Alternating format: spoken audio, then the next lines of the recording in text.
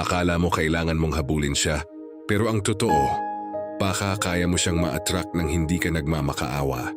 Alam mo, maraming lalaki ang akala nila ang pagmamahal ay parang habulan, na kapag hindi ka nag-effort ng sobra, mawawala siya.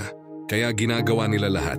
Nagchat-chat palagi, laging available, laging nagbibigay ng attention kahit hindi na balanced. Iniisip nila, kapag binigay ko lahat, maa-appreciate niya ako. Pero ang masakit na truth, hindi ganun gumagana ang attraction. Kasi ang totoong attraction hindi pinipilit, hindi rin siya binibili ng effort na walang boundaries. At lalong hindi siya nakukuha sa pagiging too available or too nice. May mga babae na mas naa-attract sa lalaking may sariling buhay, may focus, may standards, at hindi basta-basta umiikot ang mundo sa isang tao lang. Hindi ibig sabihin nito na maglaro ka ng feelings ng iba. Ang ibig sabihin nito, kailangan mong maging buo muna bilang tao bago ka pumasok sa relasyon. Kapag ang isang lalaki may confidence na hindi nakadepende sa validation ng babae, ibang klase ang dating niya. Calm siya, hindi needy, hindi desperate, at mas nakakakuha siya ng respeto, hindi dahil nagpapakaangas siya, kundi dahil alam niya ang value niya. At isa pa, yung mga babaeng worth it sa seryosong relasyon, hindi sila naa-attract sa pressure, naa-attract sila sa presence, sa consistency, sa emotional stability. Sa lalaki na hindi nawawala ang sarili kapag may gusto siya. Kaya kung lagi mong iniisip kung paano kanya magugustuhan, baka mali ang focus mo. Ang tanong dapat ay, paano ako magiging lalaki na kahit wala siya, buo pa rin ako? Kasi doon nagsisimula ang real attraction, hindi sa pangungulit, hindi sa pagpapanggap, hindi sa paghabol, kundi sa pagiging totoo sa sarili mo habang may respeto ka rin sa boundaries ng ibang tao. At kapag nakita niya yun sa'yo, kusa siyang maa-attract hindi dahil pinilit mo, kundi dahil natural siyang na-curious sa'yo. Sign number 1, kapag hindi ka madaling makuha ng attention, mas lalo kang naiisip. Maraming lalaki ang nagkakamali dito. Kapag may gusto silang babae, binubuhos nila agad lahat ng oras, energy at attention nila. Kada message, instant reply. Kada post, unang react. Kada problema niya, sila agad ang sasalo. Kala nila mas maraming attention, or mas maraming chance. Pero minsan, kabaliktaran ang nangyayari. Kasi kapag masyado kang available, nawawala ang excitement. Nawawala ang curiosity. At unti-unting nawawala ang challenge na natural na parte ng attraction. Hindi dahil gusto ng babae ang pa-hard to get. Ang totoo, mas naa-attract ang tao sa isang taong may sariling mundo. Yung tipong hindi umiikot ang buhay sa pagkuha lang ng validation mula sa ibang tao. Isipin mo ito, kapag ang isang lalaki may goals, may focus, may sariling hobbies, at hindi araw-araw nakatutok sa cellphone kakahintay ng reply, iba ang dating niya, may sense of mystery, may feeling na, wait, anong ginagawa niya ngayon? Bakit parang hindi siya needy? Bakit parang kalmado lang siya kahit hindi ako mag-reply agad? At doon nagsisimula ang curiosity. Hindi mo kailangang magpanggap na busy. Ang tunay na attractive ay yung totoong may direksyon ng buhay mo. Kasi maraming lalaki ang nawawala ang identity nila kapag may nagustuhan silang babae. Biglang lahat ng oras nila nakafocus na sa isang tao. Kapag hindi na-replyan, bad trip agad. Kapag scene-zoned, overthink agad. At doon nagsisimula ang pagiging emotionally dependent. Napapansin ng babae yan. Kahit hindi niya sabihin, nararamdaman niya kapag ang isang lalaki sobrang attached agad. At kadalasan imbes na ma-attract siya, nape-pressure siya. Pero kapag nakita niyang kaya mong maging masaya, kahit wala siyang attention every second, doon tumataas ang respeto niya sa'yo. Kasi ang confidence hindi yan malakas magsalita. Minsan tahimik lang. Yung tipong hindi mo kailangang ipilit ang sarili mo para mapansin. Tatandaan mo ito, ang isang lalaking may sariling buhay ay mas memorable kaysa sa lalaking laging naghahabol. Hindi dahil malamig siya, kundi dahil alam niyang hindi dapat umiikot ang buong identity niya sa isang tao lang. At weird man pakinggan, pero mas naisip ka ng babae kapag hindi mo sinusubukang kontrolin lahat. Kapag hindi ka nagmamakaawa sa attention. Kapag hindi ka takot mawalan. Kapag hindi mo kailangang maghabol para lang maramdaman mong valuable ka. Kasi doon lumalabas ang tunay na confidence. At ang confidence na tahimik, mas malakas ang impact kaysa sa lalaking sobrang trying hard magpahanga. Kaya kung gusto mong maging mas attractive, huwag mong gawing sentro ng mundo mo ang isang babae. Ayusin mo sarili mo. Palakasin mo mindset mo. Mag-focus ka sa goals mo. Magkaroon ka ng sariling purpose. Dahil sa huli, mas maraming babae ang naa-attract sa lalaking fulfilled na sa sarili niyang buhay. kaysa sa lalaking desperadong naghahanap ng taong pupuno sa kanya. Sign number 2. Kapag marunong kang kontrolin ang emotions mo, mas nagiging safe at attractive ang presence mo. Alam mo kung bakit maraming lalaki ang nawawalan agad ng chance. Kahit okay naman ang itsura nila, hindi dahil pangit sila, hindi dahil kulang sila sa effort, kundi dahil hindi nila kayang kontrolin ang emotions nila. Kapag attached na sila, kapag hindi na-replyan biglang cold, kapag nagselos nagiging toxic, kapag hindi nakuha ang gusto nagtatampo agad.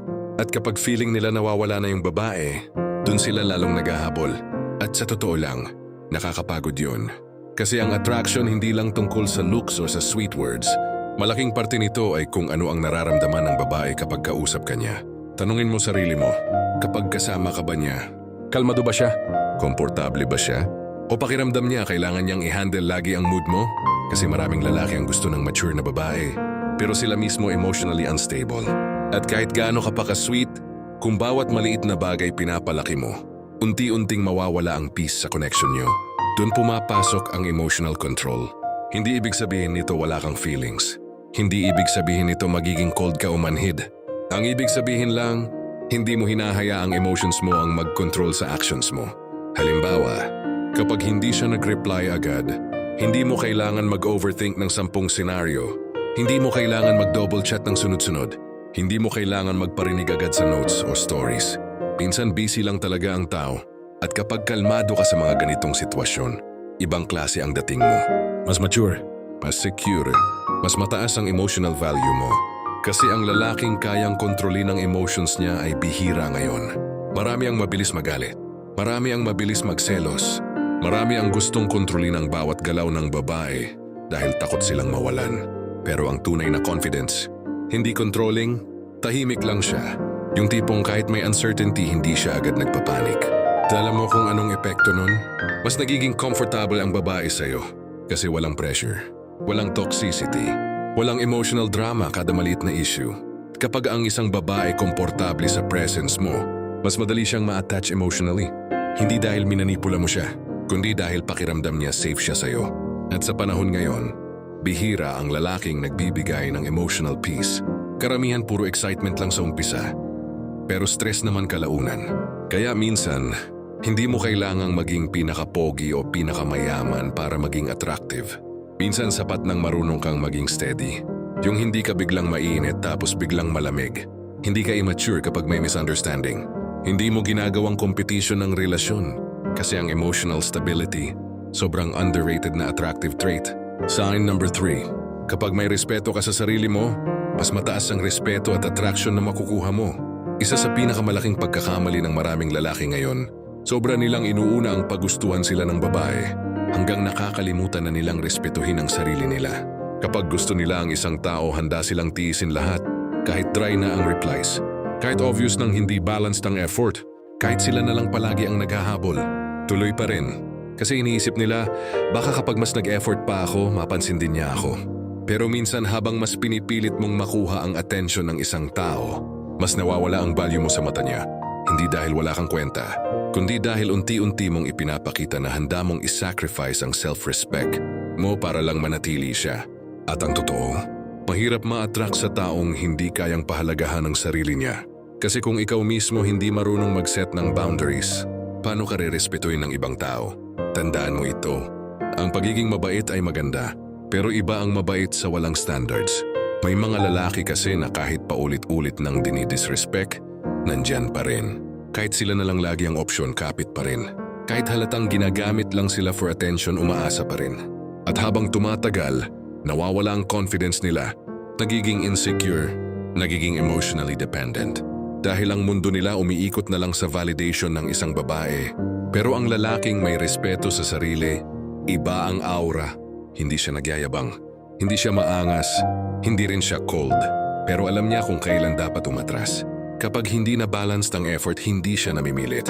Kapag paulit-ulit siyang minamaliit, hindi siya nagmamakaawa para lang piliin. Kasi alam niyang hindi dapat ipinagpapalit ang dignity para lang sa attention. At surprisingly, mas attractive yon. Kasi bihira ngayon ang lalaking may standards din para sa sarili niya. Marami ang willing gawin lahat kahit nawawala na yung peace nila. Kahit nasisira na self-worth nila.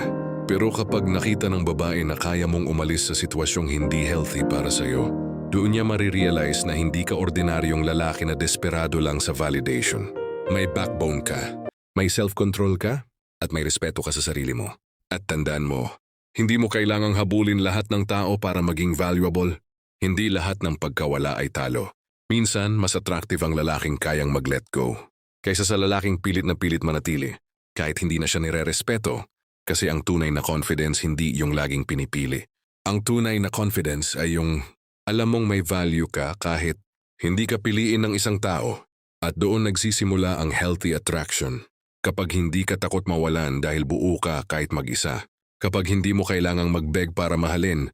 Kapag kaya mong piliin din ang sarili mo. Dahil sa huli, maraming babae ang hindi na-attract sa lalaking sobrang naghahabol.